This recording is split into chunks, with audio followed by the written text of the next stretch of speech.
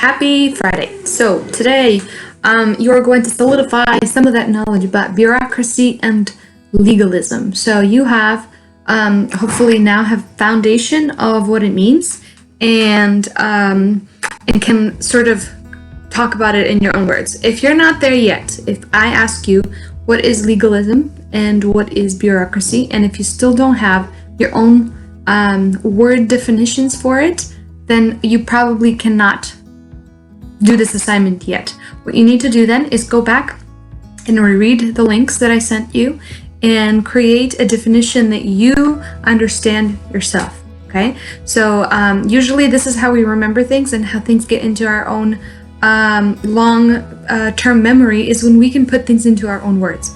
If I ask you a definition of a word and you give me and you can't give me a definition of it in your own words, it is 100% true that you probably don't know what it means and you never use it. Okay, so your goal is to get to a working definition that you can say in your own words of legalism and bureaucracy. After you do that, you can do this assignment. Okay, so this assignment requires you to know that what you're doing is taking these two words, legalism and bureaucracy, and you're creating a visualization of them. How does it look like in the real world? The reason why I ask you to do visualization is because I think that visualizing things helps you remember them as well, whether you are a visual person or you're not. This is, I think, true for most of us.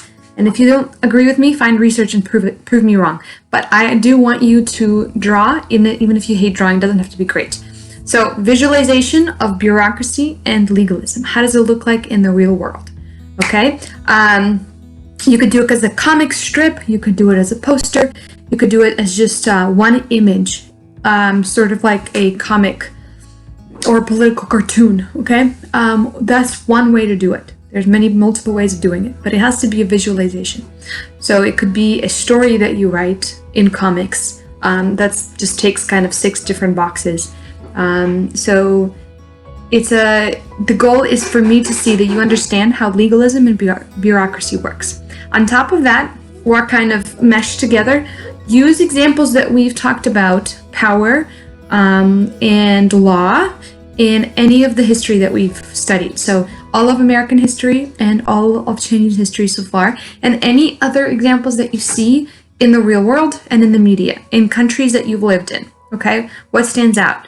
Ask your parents too. If you say, hey, what is bureaucracy? See what your parents or your adults at home say that what it is.